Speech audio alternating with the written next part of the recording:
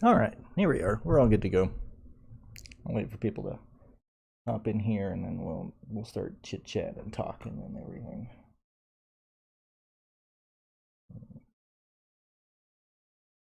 Let's see, we got that.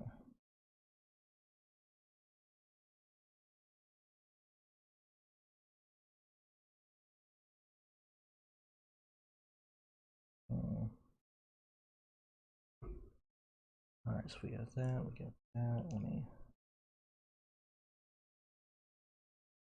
that up. Yeah, we're here. Yeah, sorry about that, guys. I wanted to help my girlfriend bring up groceries, and it seemed extremely rude to go live right when she got here.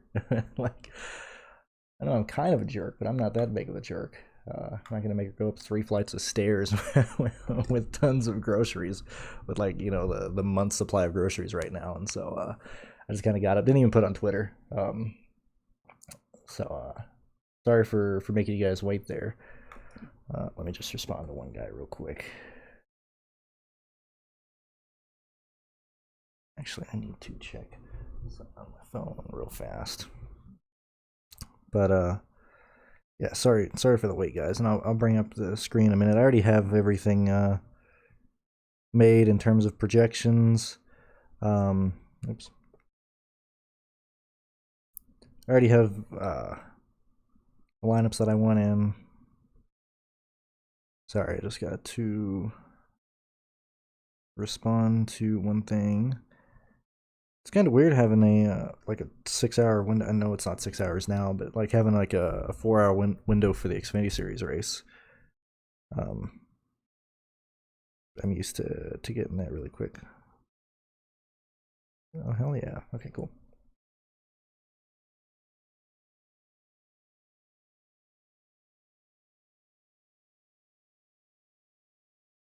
All right. Sorry about that. So let's get everything up here, and we'll start talking. So let's see. No, they're not putting Elliott into DraftKings. Normally they don't add people this late, but Phil himself asked DK Assist if they were going to do that, and they said big old no. So thank Christ we don't have to worry about that, because that would be a pain. Him and Davidson being in this race. So that's good. We don't have to worry about that. What's up, Danny? Yeah, we rolling. Hold on a minute.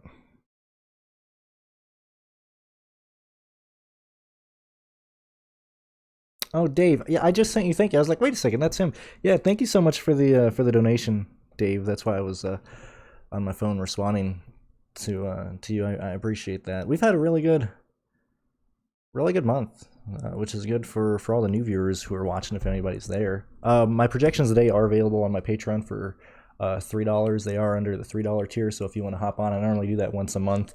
I just pick a race, whether it's truck race, usually truck or Xfinity. But if you want my projections or basically my Patreon for what I offer, everything other than the Discord, you can have for $3 today. So if you're new, you can give it a shot, especially since NFL is here. So let's go ahead and kind of break down some of the notes that I have and some of the stuff I have written down. So I made quite a bit of notes this week, obviously, because we did have practice, and I'm not entirely looking at practice, at the data. I just kind of wrote these notes down, and so obviously compared this race to last year, and I didn't do a video today, so I didn't do a video this week for the two races, obviously.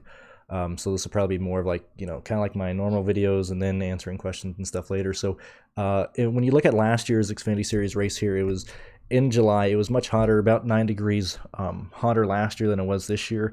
And I think that is going to play it's going to have a bit of an impact on this race. Not necessarily like who's going to dominate and who's not, because we kind of already know who's going to do well. But when you look at the guys who were able to perform very well last year, like Kyle Weatherman comes to mind, a couple other guys, some of the value plays that you don't normally see go through or pop off at road courses. Last year's Indy race, I think the temperature plays into it. We saw some instance between, I think it was some of the other Mike Harmon car got wrecked. Some people were overheating. Overheating was an issue last year. And so some of the guys who DNF last year, if you're looking at last year's race and you're looking at the bottom of the results page, not saying all that's deceiving, but I really do think the temperature in July in Indianapolis played a role. And then when you look at practice yesterday and compare it to the qualifying this morning, a lot of things happened really quick. And I'm not paying for NBC Gold, so I was watching a stream until it got taken down. And I stream everything. I don't pay for cable or anything. So all my races I just watch either on Twitch or on other streams. But I was also listening to the race chatter between the crew members and everything, or just the. Sorry, I'm answering somebody else. I was listening to the scanners, and so in qualifying you had the 18 overdrove. Turn 18 and went into the grass. So that's Daniel Hemrick. And so at the very beginning of practice, him and Jeb Burton both whiffed on this corner. Jeb got off as well. He didn't get nearly as much grass in the grill as Hemrick did. Hemrick left a divot in the grass, and so Hemrick, that was on his first lap, and so Hemrick had to come back down, basically sit in pit lane, get the grass cleaned out, and then they stayed until pretty much the last 3 minutes of qualifying before they got a lap in. And so Jeb Burton also spun, as I said there. Chase Elliott was saying that he was very uncomfortable in the car, not even necessarily like, oh, this setup feels weird. Like he was saying on the scanner, like he's physically uncomfortable. Obviously, they have 4 hours to fix, some issues, but everything is Michael Annette stuff in there. Like they don't have time to put a seat in there. They don't have time to put inserts in there. Elliott and Annette are similar body wise, but Elliott likes his things a certain way, and Annette likes his things a certain way. And so, Elliott was uncomfortable in the car, and as you'll see farther in my notes, when Elliott was told that his qualifying time was 23rd, he was like in shock, because when Elliott did like his last like Q run or his last lap, the one that they ended up going with where he's starting 23rd here, he asked, okay, where are we? And the team relayed to him, we're 25th or we're 23rd fastest at the time. And Elliott was like, what do you mean? Like, I thought that was a fast lap. Like, Elliott was just like in complete shock. And so the reason I bring that up is because sure, the Xfinity Series car and the Cup Series car, they're still similar and everything, but I do think that these do race. Obviously, they race different. We have basically a little bit more motor in this car and less downforce than the Cup cars. I don't see Elliott leading laps in this race. And while he's not on DraftKings, I see that people are kind of concerned about him getting up there, either taking away fast laps and laps led. And the fast laps I can see, I don't see Chase Elliott leading in this race. I don't see him doing much in terms of, affecting DFS unless he just goes out there and wins and leads every single lap, which I don't think he's going to do. I think we'll see Elliott finish around 7th or 8th, but, siphoning off fast laps, siphoning off laps led, I don't see that happening.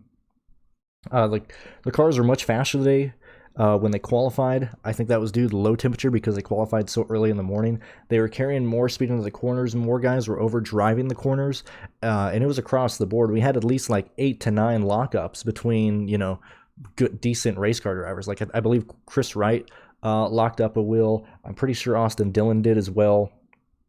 And I'm not saying those guys are changing tires, but those are the 2 names that I have written down for guys who locked up during their Q run. But it was happening all over the place. Like, between the temperature change between this year and last year and the setups that they brought, and then the temperature change between practice and qualifying being much cooler, the track having way more grip because it was recently repaved. I'm pretty sure this year's Indy 500 was the first one ran on this repave. Could be wrong, but this anyway. Long story short, they ran into more grip in the qualifying session than they thought. A lot of guys ran a bad first lap, and a lot of people were worried, and it was shown at the end of qualifying that you couldn't run a second faster lap. Even though we don't have a ton of tire wear, if you go to the 2 miles on this road course, those tires are not going to be as good. And so guys who, may have locked up or overdrove a corner was pretty much screwed right off the bat. And we're seeing that from some of the guys who, qualified poorly, like Jeb Burton starting 23rd. He's my favorite play today because, as I said, he spun out. He basically did a full lap on his tires. They went back out, and he just wasn't able to get it back up there. In terms of team Yeah, Chase Elliott literally said, "How is this possible? Like, how am I 25th?" Karam was all over the place. A lot of teams were worried about him. He's in the 33 car. Sage Karam, the IndyCar driver. Teams talking about temp, way cooler. Let's see what else I got to talk about here. They were saying on the radio that at least 3 teams are going to have to change tires to start the race with. I don't know who those are, and I don't think it's a big deal. It's not any of the guys that we project to lead. Like, it's not Cindric, it's not Ty Gibbs, not AJ Allmendinger. But I did want to bring that out there. Josh Williams said, like, why is this so different than yesterday as he was driving around? The 33 ran 10 laps to try and make it into the race. I don't think he even ended up making the race, but I could be wrong there. What else we got written down here? So now that I've said that, and now that you guys have kind of listened, let's talk about the Ryan Sieg, and I'll answer the questions in the comments in a bit. So when we look at Ryan Sieg and JJ Yaley, and this is not me talking game theory, this is just me being honestly worried about these guys' equipment. And so when you look at Ryan Sieg last week, they brought the exact same car, the exact same motor to Watkins Glen. They haven't had time to Watkins Glen. They haven't had time to change out that motor because the motor didn't blow or anything. But at Watkins Glen, they had ECU issues to where the engine wasn't firing correctly. It was dying. They couldn't get it started. And you see that Ryan Sieg basically started the race in the pits. And he was 39th to 38th all day, and they kept battling the engine issues. And the only thing that saved him from going multiple laps down and from finishing the race in 34th position was the fact that we had multiple yellows late in the race at Watkins Glen, and he was able to pass the cars that he should pass, the slower cars, the JD Motorsports cars, the MBM cars.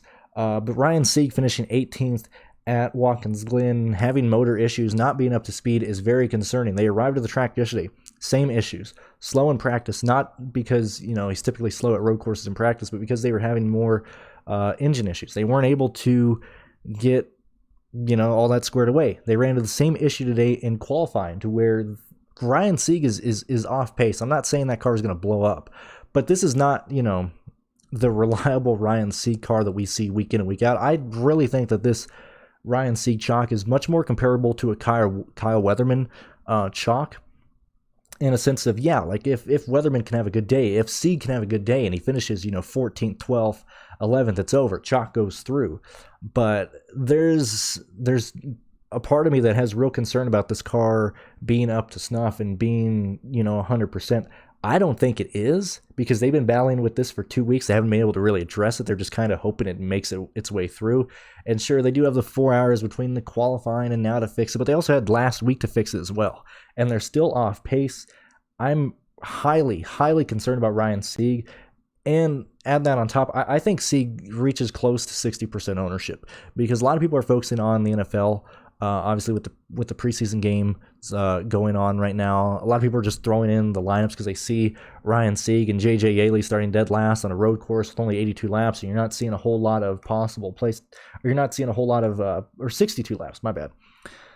So with only 15.5 laps led, and the wrong one, and 27.9 fast laps points out there, I don't think we see a ton of variation between the lower salary drivers. So I think Sieg just has a ton of ownership today. Same thing with JJ Yaley. So yesterday, or starting this week, Pappas was supposed to get in here. Poor guy's double vaccinated, still gets COVID. Not going to go into that type of topic there, but Pappas, Pappas was so frustrated. I would be so frustrated if I was Pappas. So Pappas isn't able to race. JJ Yaley hops in this car on short notice. They have the broadcast yesterday said that they had a transmission issue that took him out for most of the practice session.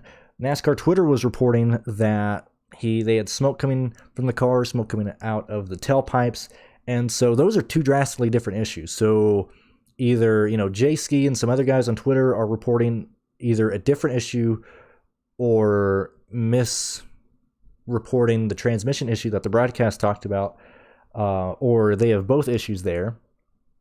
And JJ Yeley had some brake issues in this qualifying session. Actually spun out. That's why he was dead last. They were talking about how they're having some of their brakes end up just locking up and going to the floor, or his brake pedals. His brake, it's acting weird. It's either the master cylinder in the brakes are like they got air in the lines. They got issues, and so on top of the possible engine trouble, on top of the possible transmission trouble that we're going to see, on top of the brake issues that we're seeing, I'm really concerned about JJ Yeley. And so I just want to get that out of the way of saying, personally, I think they carry a ton of ownership. And for me, it was just cheaper to just make one line and enter all the contests that I want to be than doing what I originally wanted to do and, entering 10 lineups into the 10 and then, 10 lineups into the 3. I'm just going with a much cheaper route. And so if I lose that $70 by not playing Sieg and Yaley and they end up going through, well, then so be it. Then the chalk goes through and we have a pretty chalky looking lineup at the top. But personally, I'm not playing Sieg and Yaley, not due to a game theory aspect, but I'm personally just concerned about that car or those two cars. And so, that's kind of how it is. I messaged DK and it's too late to add. I don't know, Cody, man. As a content provider, I'm very happy that I don't have to deal with Chase Elliott and Davidson being in there. So yeah, I personally love Harvick, and so let's go ahead and start ranking him, and I'll stop at K's comment and I'll go back there. But let's go ahead and kind of rank these guys in terms of where my projections are. And so when we get down to Sieg and Yaley, you're going to see that I'm giving Sieg an A because he's ranked for like a 7.4 value. I'm giving him 38 points. I'm personally not playing him. But if I had to project them, that's where they're at. I'm not just giving him a 0. I'm projecting, Sieg to have a good day. Personally, I'm not going to be playing him. And so I think these guys are too small, or not too small, too expensive. I couldn't think of the word there. So personally, this is where I have these guys in terms of projections. Actually, kind of I don't think I have anybody over. There's like 2 or 3 guys over 5x. Let me change this a little bit because there's so many guys close in terms of value here.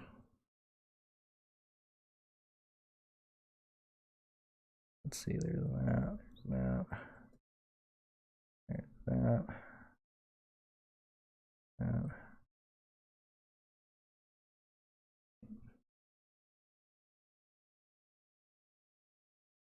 Go there.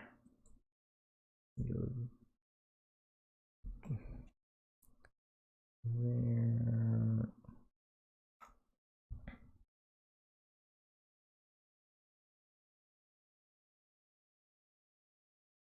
Do I not have? Hold on. Oh yeah, I do have Balicki. Oh, I just couldn't find Balicki. I was like, did I leave Balicki off this? No, I did not. Sorry about that. That matters a no for me. Obviously, Chase isn't in there, so we're just gonna put a big old nuttin'. Lowey's there. Sorry, this is the boring part of this. Here.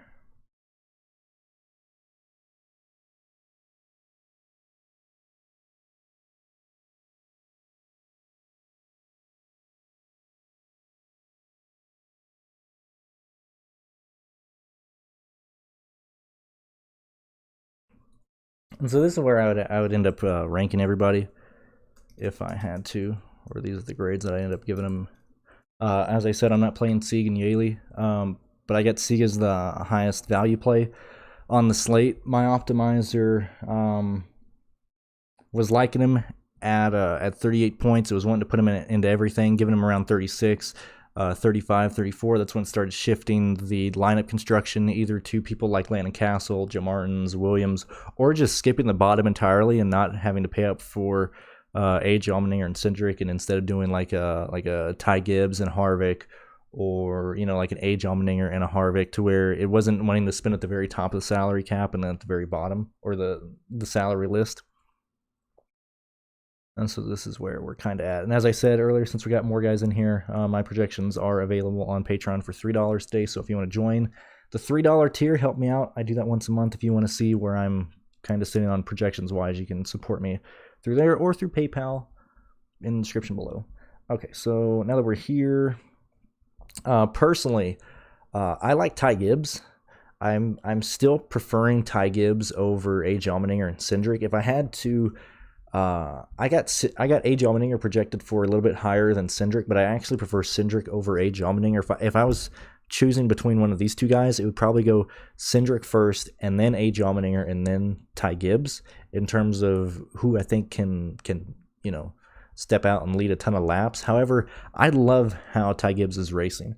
Looking at last week at Watkins Glen, had to go through some traffic, didn't have the starting position that he has this week, was still faster on the long runs, and I think that's where Ty Gibbs' strength on these road courses are. It's the long runs. We saw it this year. The Daytona road course had the fastest car, especially on the long runs. Didn't necessarily have the short run speed, but had the long run speed. When we look at last week's, greenish race at Watkins Glen, long run speed, Mid-Ohio, kept going through traffic, had a speeding issue, kept going through traffic again, and still finished third there. I like Ty Gibbs the most here. That's just where I'm at. I would personally rather go out of my way to get Ty Gibbs and then like a Cindric, and then Ty Gibbs and then an AJ versus playing AJ Allmendinger and Cindric together.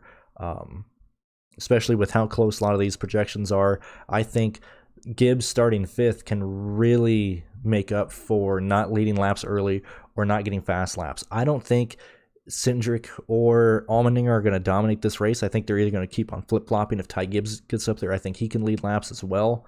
I wouldn't even be shocked if we saw somebody like Harrison Burton get up there and lead laps, or Hemrick lead laps on a long run, things of that nature. And so with just 62 laps out there, I would much rather play Ty Gibbs and even Harvick. Like if one of the guys, like if you're looking at these three guys here, Cindric, AJ, and Gibbs, and one of them fails, who else is in that price range that has to do much less that would fill in that position to either being optimal or being considered? And that goes into Harvick. And so when you're looking at the 10K range, I think it's really what you project these four guys to do. Harvick has to do much less. All Harvick has to do is just run his race. And I know if you look at Cup Series stuff, people are like, Harvick sucks on the road courses. He's had a ton of bad luck. Harvick is, just look at his experience. He's going up against Sage Karam, a guy who's never been in a stock car road course before in his life. And so when you're looking at Harvick just basically getting to like a 9th, 8th place finish, I think that's easily doable here.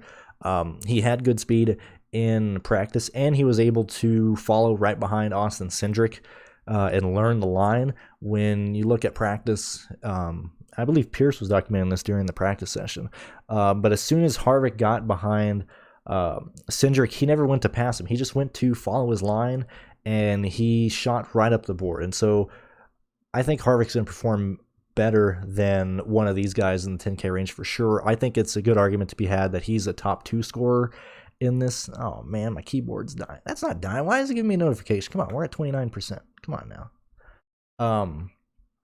I think that Harvick has a chance to be a top 2 scorer in the 10K range, and so I would much rather just take Harvick and Ty Gibbs, or Harvick and Cindric, or Ty Gibbs and Harvick. So one of these three guys with Harvick would be the way that I would go. That's how I think it's going to kind of break down here. Let's see what else we got here. What's up, straight drop? Yeah, I do like the lineups. As I said, I'm just running one, but I like the lineup construction aspect here, and I really think Sieg is just going to be so owned. Not only in like 10, but a lot of single entries. I think a lot of people are just going to throw in Sieg. A lot of the high dollar stuff, I think people are just going to throw in Sieg. And I think getting off Sieg, because I don't really trust that truck or that car a ton, makes a lot of sense. And even if you're going to play him, you can still get different with lineups. Like pricing is pretty soft, and the way that the place differential is breaking out. Like you can play a lot of people that you'd like. Other people that I like is people like Brett Moffitt. I really like Brett Moffitt again as well. And so Brett Moffitt has basically just been plagued with bad luck, running late at Mid-Ohio, had the ignition get cut off late.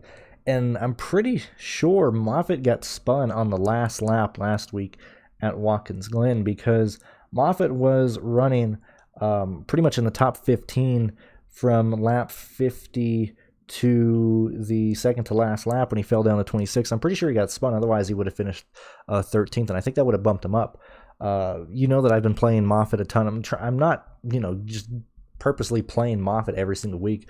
But yet again, Moffitt at a road course. I think he has more experience than a lot of these guys here. He's cheap, $6,100. I think he can easily finish 13th, 11th. Finish around there. I'm perfectly happy to take Moffitt. Same thing with Austin Dillon. Dillon was running well last week until they had a transmission issue, and he had to go down pit lane. But when the race actually started going, like Dillon was running around 11th, 10th.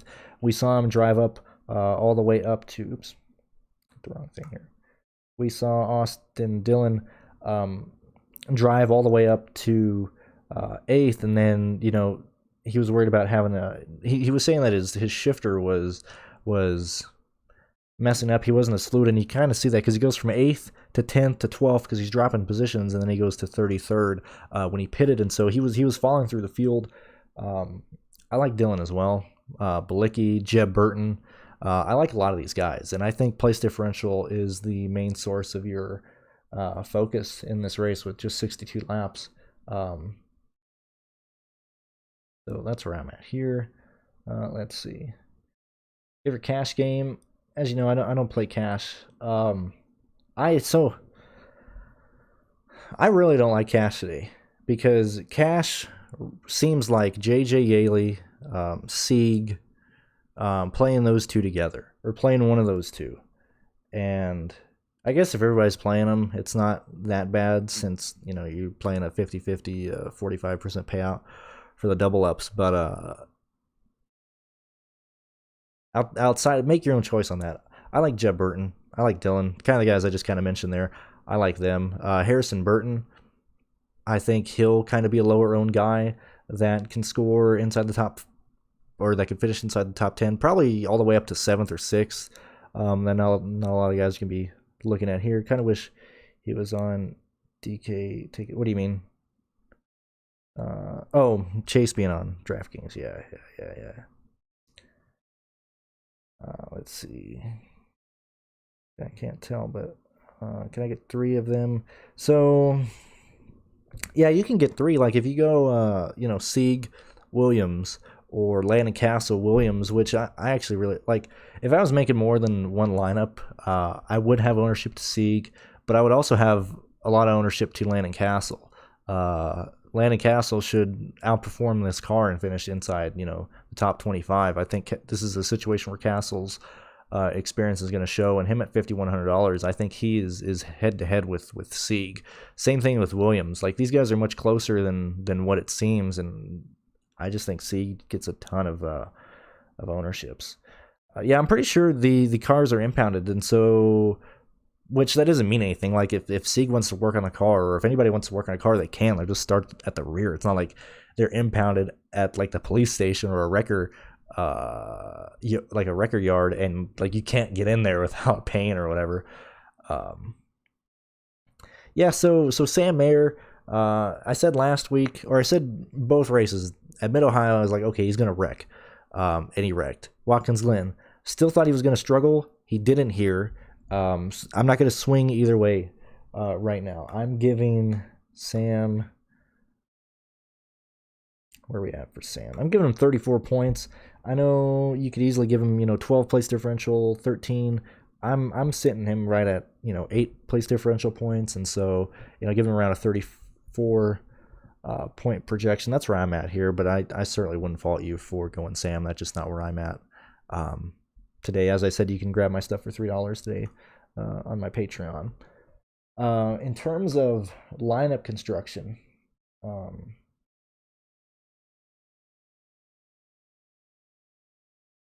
Like my optimizer is wanting to do a lot of. It's wanting to do AJ, Cindric, and Harvick together. It's wanting to do a lot of Austin Cindric, Ty Gibbs, and a Allmendinger together. I think 2 of those guys are optimal. I don't necessarily think 3 of those guys are optimal in a lineup, but they're going to score well. Mainly because, like, if you project Allmendinger, Cindric, Gibbs, and Harvick for, all around like 49, 50, 51, 52 points, or whatever you're giving them, if they're all projected around the same, then I really do think it's 2 of those guys. If it's 3, then I think it's Harvick for sure, and then 2 of the guys starting inside the top 5. So, like, if I was playing 3 of them, I probably would not play Allmendinger, Cindric, and Gibbs together. I would most likely lock Harvick into that situation if it is 3 of those guys. But that's where we're at there. See what else I got.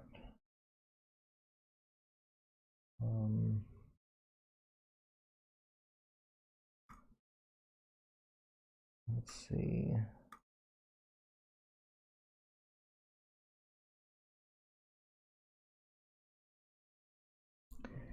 Yeah, I mean, you can make a lot of good lineups if you use Castle.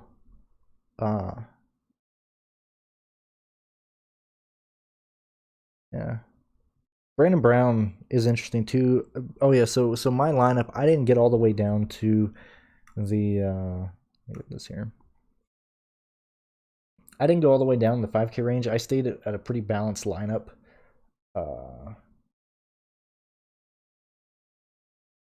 Focusing my pay down spots on people like Moffitt. He's actually the lowest salary guy in my lineup. Yeah.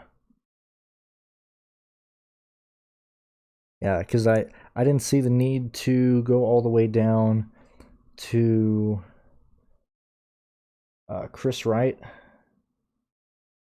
at least in my one lineup. If I was playing a lot, I'd probably I'd really split out ownership between Sieg, Williams, Wright. Wright actually might be the better play in that range. Like, if I had to rank the guys at the bottom in terms of how I think they could do, because last week we saw a Josh Williams and a Chris Wright lineup become optimal. And there's an argument to be made that a very similar lineup is going to be optimal today, to where you pay down at 2 positions. Or not optimal, but the winning lineup last week was Chris Wright and Josh Williams. And so, kind of following that same philosophy, you have Chris Wright at $4,700. If you wanted to go to like Williams again, you could basically play whoever you want after that. You could pay up. You might be able to get all 4 of those guys in there.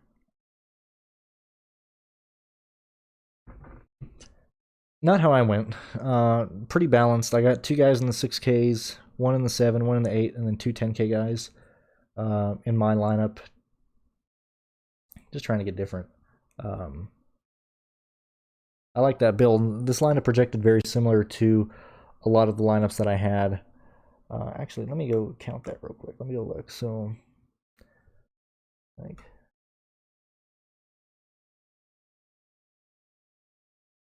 yeah, this one's within 6 points of lineups that are either double punting in the 4K range, or just using like a Chris Wright, a Ryan Sieg, and so that's why I just went with a balanced lineup, because I just want a different construction than everybody else. So that's where we're at. No, I don't think leaving 2K on the table is too much, honestly. I think I would probably lower that, because if you're leaving 2K on the table, you could probably easily get up to one more of the guys in the 10K range. There's plays like, if you want to go up to Sam Mayer or even Andy Lally. I'm personally not on Andy Lally because he's in the that 78 for BJ McLeod, and I think that's the worst car in that stable. but you could easily get up to Andy Lally with that amount of money left. If you want to go J.J. Yeley, you can. Even Austin Hill.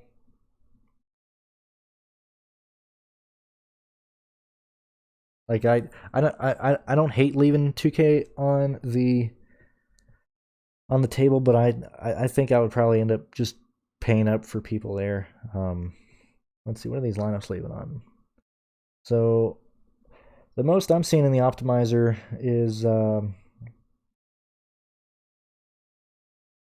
it's got some 48s in there, like 48 or 48,800, 48,300, 48,000.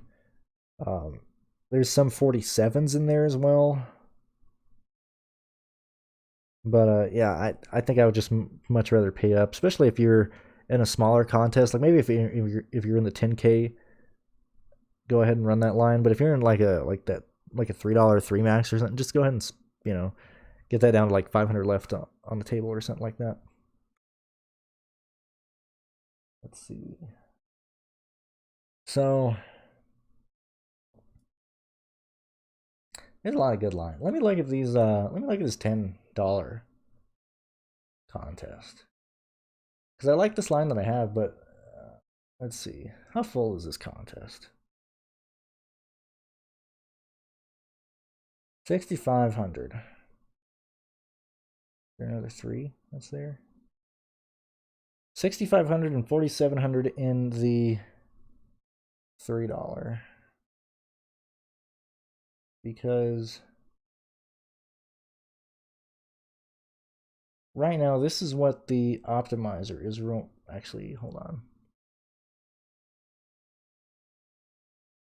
All the way to Sam. So this is where we're at right now in terms of what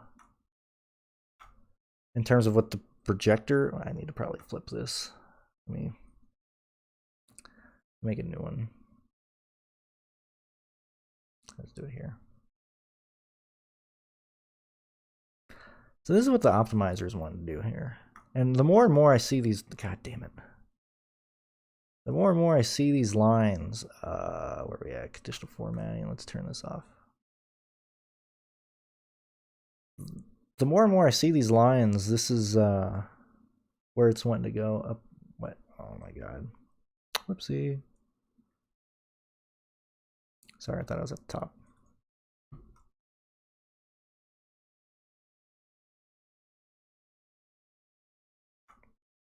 Oh, dude. Oh my god. I'm sorry.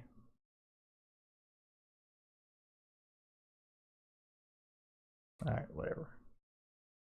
I have that written under. Whatever. The point is, that's why I hate adding columns to this, because I have so many rules. So right now, the optimizer wanted to put half the lineups with AJ. Probably the most here in this range is Cindric. It's not getting to Harvick nearly as much, but the Harvick lineups are very high up in there. It's Levin, Brett Moffitt. It's liking Dylan a lot.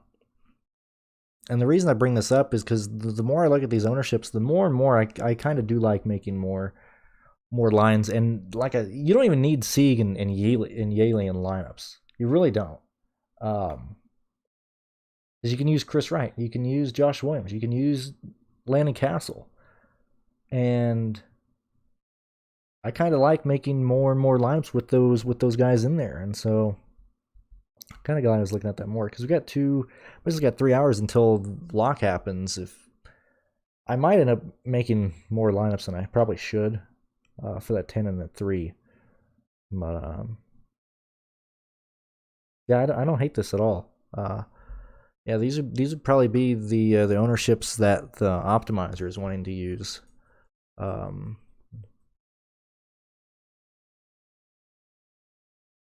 And I just wanted to bring that up because I think that would do more justice here than kind of talking about certain plays. I think I'm going to enter more lineups. I think I am.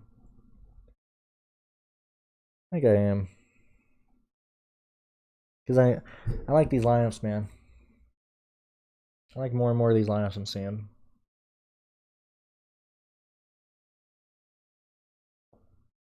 Ownership might be more spread out than I originally thought outside of Sieg, Brandon Brown is popping off just a ton. I mean, 77% in my lineups, $5,200.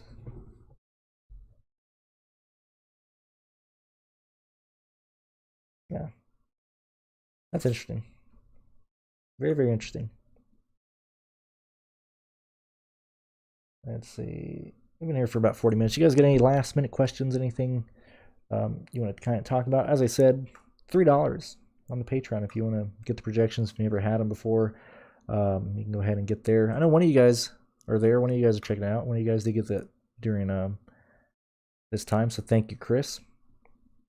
But yeah, $3 today on Patreon. Just join the Do It for Dale tier, and you get my little PDF that has the not the optimizer, because it's not mine. Has the projections, heat map, cores that I like, even price picks. Like price picks was pretty soft yesterday. I think it's changed, but Haley was at 30 points, then Harrison Burton was at 31.5. I took the over on both those. I think they've changed now. Yeah, man. Yeah, the more I look at this, the more and more I'm probably gonna enter more lineups. And so looking back at my point still stands to where Ty Gibbs is my favorite play. Cindric is probably second. Harvick is third. And AJ Allmendinger is fourth. I think I'm going to try to spread out ownership pretty evenly other than AJ.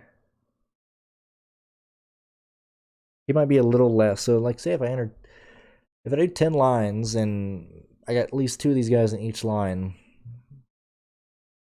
I might do AJ in 3. And he'll probably be the lowest owned guy that I'll do up there.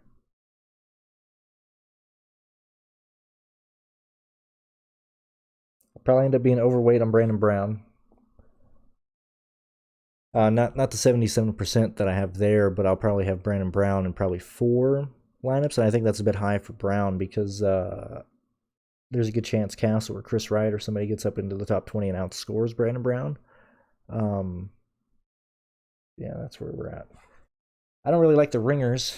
Like Pardis not going to do it. Lally not going to do it. Just because they've been underperforming at the road courses and DFS wise, they're not working. Yeah, I think that's where we're at. I think we're gonna go ahead and cut it there. We haven't had really any questions or anything in a while. Hopefully, this kind of gives you an idea of where I'm going and the guys that I like and what I think about everyone. Patreon is in the description below. If you want to see my stuff for $3 today, you can. If you just want to support me through PayPal, you can as well. You can do that. And yeah, hopefully day goes well for you guys. We'll talk to you later, and good luck today. I'll see you tomorrow. Tomorrow's gonna be crazy with qualifying and everything. Gonna be a really tight window, but I'll still be live tomorrow, so I'll see you guys then.